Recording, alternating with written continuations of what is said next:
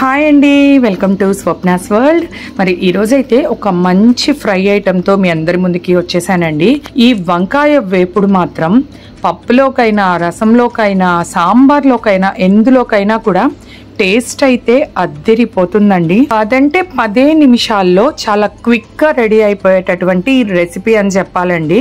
మా నెల్లూరు స్టైల్లో ఈ వంకాయ వేపుడిని చాలా ఈజీగా తక్కువ టైంలో ఎలా చేసుకోవాలో చూపించేస్తాను, వచ్చేయండి. మరి ఈ వంకాయ వేపుడు కోసం ఒక కడాయి స్టవ్ పైన పెట్టి అందులో నేనైతే ఒక 10 ఎండుమిర్చి వేసానండి. మీరు ఎంత కారం అయితే తింటారో అన్ని ఎండుమిర్చీలు అయితే యాడ్ చేసుకోండి. ఒక 2 స్పూన్ల ఎండు కొబ్బరి ముక్కలు అండ్ అలాగే ఒక 2 స్పూన్ల పల్లీలండి, 1/2 స్పూన్ పచ్చిశనగపప్పు, ఒక 1/2 స్పూన్ మినపప్పు కూడా యాడ్ చేసేసి మరి ఇప్పుడు ఇందులో ఒక 1 స్పూన్ ధనియాలు, ఒక 1/2 స్పూన్ జీలకర్ర అండి, ఇవి కూడా యాడ్ చేసేసుకోవాలి. అండ్ అలాగే చిటికెడు మెంతులండి, వేసుకుంటే వేయండి లేకుంటే స్కిప్ చేసేయండి. ఇవన్నీ కూడా యాడ్ చేసేసి మనము సన్నటి సెగ మీద ఇవన్నీ కూడా బాగా డ్రై రోస్ట్ అయ్యే వరకు ఫ్రై చేసుకోవాలన్నమాట. ఒక 2 మినిట్స్ మనం కలుపుతూ ఉంటే చక్కగా రోస్ట్ అయిపోతాయండి. మరి ఇవన్నీ కూడా రోస్ట్ అయిపోయిన తర్వాత ఇప్పుడు ఫైనల్ గా ఒక 2 రెమ్మలు కరివేపాకు కూడా వేసానండి. ఈ కరివేపాకు రోస్ట్ అయిన తర్వాత మనం పౌడర్ వేస్తే వేపుడులోకి భలే టేస్టీగా ఉంటుందండి. కరివేపాకు కూడా ఫ్రై అయిపోయింది. ఇప్పుడు స్టవ్ ఆఫ్ చేసేసి ఇందులో ఒక 2 స్పూన్లు తెల్ల నువ్వులు కూడా యాడ్ చేస్తున్నాను. మనం స్టవ్ ఆఫ్ చేసిన తర్వాత ఈ తెల్ల నువ్వులు వేస్తే ఆల్రెడీ ఆ కడాయి వేడికే ఈ నువ్వులు అయితే చక్కగా ఫ్రై అయిపోతాయండి. కాబట్టి తెల్ల నువ్వులు కూడా వేసి ఇదంతా కలిపి మొత్తం కూడా పూర్తిగా చల్లారనివ్వాలండి. మరి ఈ మసాలా దినుసులన్నీ చల్లారిపోయిన తర్వాత మిక్సీ జార్లో ఈ మసాలా దినుసులన్నిటిని కూడా యాడ్ చేసేసి అండ్ అలాగే ఒక 5-6 తెల్లపాయల్ని కూడా ఇందులో వేసేస్తున్నాను. అండ్ అలాగే ఒక 1/2 స్పూన్ సాల్ట్ అండి, ఇవన్నీ యాడ్ చేసి పౌడర్ లాగా చేసేసుకోవాలన్నమాట. చూసారా, ఇలాగా పౌడర్ లాగా చేసి పెట్టేశాను. ఈ పౌడర్ ని మనం పక్కన పెట్టేసుకుందాము. మరి ఇప్పుడు ఈ కర్రీకి మనం వంకాయల్ని కట్ చేసుకోవాలండి. నేనైతే ఇలాగా తెల్ల వంకాయలు తీసుకుని ఇలాగా పీసెస్ గా కట్ చేసి పెట్టుకున్నాను అనమాట. మరి చిన్న పీసెస్ అయితే త్వరగా చిదిమిపోతాయి, అందువల్ల ఒక్క వంకాయని 4 పీసెస్ గా చేశాను. నేనైతే తెల్ల వంకాయలు తీసుకున్నానండి. మాకు నెల్లూరులో తెల్ల వంకాయలు ఎక్కువగా దొరుకుతాయి, ఎక్కువ తింటాం అనమాట.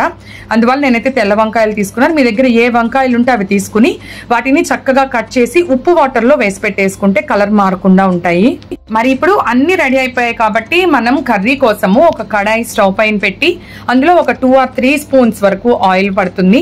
ఆయిల్ వేసుకుని ఇందులో తిరగమాత గింజలన్నీ కూడా ఆవాలు, జీలకర్ర, పచ్చిశనగపప్పు, మినపప్పు అండ్ అలాగే ఒక 2 రెమ్మలు కరివేపాకు, ఒక 2 ఎండుమిర్చిని కూడా యాడ్ చేసేసి ఈ తిరగమాత అంతా కూడా బాగా చిటపటలాడే వరకు దీనిని చక్కగా ఫ్రై చేసేసుకుని ఈ తిరగమాత ఫ్రై అయిపోయిన తర్వాత ఆల్రెడీ మనము ఉప్పు వాటర్ లో రెడీగా ఉంచుకున్నటువంటి వంకాయల్ని వాటర్ అంతా గట్టిగా పిండేసి వంకాయల వరకే వేయాలండి. కొంచెం జాగ్రత్త, మనం వాటర్ లో నుంచి తీసి వేస్తున్నాం కాబట్టి ఇవి బాగా చిటపటలు ఆడుతాయి అన్నమాట. కొంచెం జాగ్రత్తగా వేసుకోండి.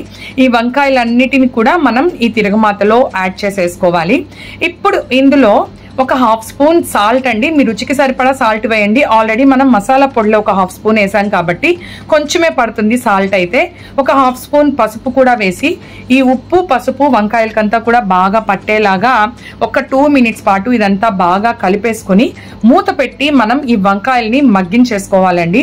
అందులో తెల్ల వంకాయలు కాబట్టి చాలా ఫాస్ట్ అండి, ఒక 5 మినిట్స్కే కుక్ అయిపోతాయి తెల్ల వంకాయలు. ఒక 2 మినిట్స్ పాటు మూత పెట్టేస్తున్నాను. ఒక 2 మినిట్స్కే ఆల్మోస్ట్ వంకాయలన్నీ కూడా చక్కగా కుక్ అయిపోయాయి. అంతా కలుపుకుని మరొక 2 మినిట్స్ కూడా మూత పెట్టేద్దామండి.